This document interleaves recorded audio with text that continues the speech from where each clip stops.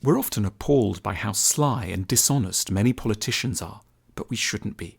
In moods like this, we need to remember and read the works of Niccolò Machiavelli, a late 15th century political advisor and political theorist who argued that we shouldn't think that politicians are immoral and simply bad for lying and dissembling and manoeuvring.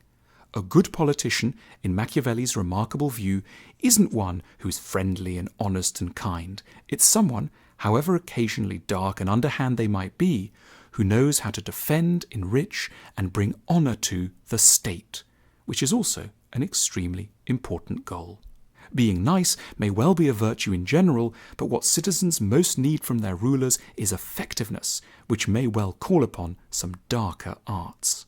Once we understand this basic requirement, we stand to be less disappointed and clearer about what we want from our politicians. Niccolò Machiavelli was born in Florence in 1469. His father was a lawyer, and so Machiavelli received an extensive formal education and got his first job as a secretary for the city of Florence. But soon after his appointment, Florence exploded politically and expelled the Medici family, who'd ruled it for 60 years, and suffered decades of political instability and turmoil.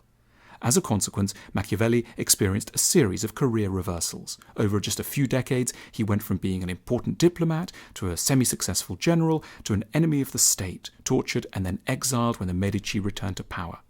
Although Machiavelli was rather a failed politician, he can be remembered as a truly great man because of two works he wrote, The Prince and the Discourses.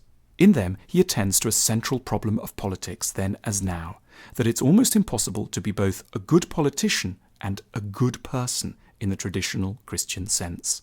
Machiavelli proposed that the overwhelming responsibility of a good prince is to defend the state from external and internal threats to stable governance. This means he must know how to fight, but more importantly, he must know about reputation and the management of those around him. People should neither think he is soft and easy to disobey, nor should they find him so cruel that he disgusts his society. He should seem unapproachably strict, but reasonable. When Machiavelli turned to the question of whether it was better for a prince to be loved or feared, he wrote that while it would theoretically be wonderful for a leader to be both loved and obeyed, a prince should always err on the side of inspiring terror, for this is ultimately what keeps people in check. Machiavelli's Christian contemporaries had suggested that princes should be merciful, peaceful, generous, and tolerant. They thought that being a good politician was, in short, the same as being a good Christian. But Machiavelli argues differently. He asked his readers to dwell on the incompatibility between Christian ethics and good governance, and particularly referred to the case of Girolamo Savonarola. Savonarola was a Dominican friar, a fervent, idealistic Christian who'd briefly come to be the ruler of Florence in 1494. He'd come to power promising to build the city of God on earth in Florence. He'd preached against the excesses and tyranny of the Medici government, and even managed for a few months to lead Florence as a peaceful, democratic, and relatively honest state. However, Savonarola's success could not last, because, in Machiavelli's view, it was based on the weakness that always attends being good in the Christian sense. It was not long before his regime became a threat to the corrupt Pope Alexander, whose henchmen captured and tortured Savonarola, hung him in the centre of Florence, and burnt the body before the eyes of a now vengeful citizenry. This, in Machiavelli's eyes, is what tends to happen to the nice guys in politics. Rather than follow this unfortunate Christian example, Machiavelli suggested that a leader would do well to make judicious use of what he called virtù, virtue. Machiavelli's concept of virtù for politicians involves wisdom, strategy, strength, bravery, and when necessary, ruthlessness. In fact, at one point, Machiavelli uses the deliciously paradoxical phrase criminal virtue to describe the necessary ability of leaders to be cruel in the name of the state, and yet still good as leaders. Machiavelli provided some criteria for what constitutes the right occasion for a bit of criminal virtue. Any violence must be strictly necessary for the security of the state. It must be done swiftly, often at night, counselled Machiavelli, and it shouldn't be repeated too often, lest a reputation for mindless brutality builds up. Machiavelli gave the example of his contemporary, Cesare Borgia, whom he admired as someone who knew how to be tough but not too tough, though we might question the criteria Machiavelli used.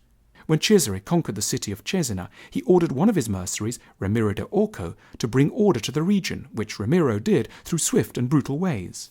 Men were beheaded in front of their wives and children, property was seized, traitors were castrated. Cesare then turned on Orco himself and had him sliced in half and placed in the public square, just to remind the townspeople who the true boss was. But then, as Machiavelli approvingly noted, that was enough bloodshed.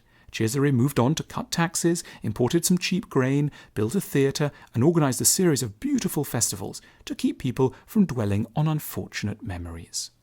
The Catholic Church banned Machiavelli's works for 200 years because of the force with which he had argued that being a good Christian was incompatible with being a good leader.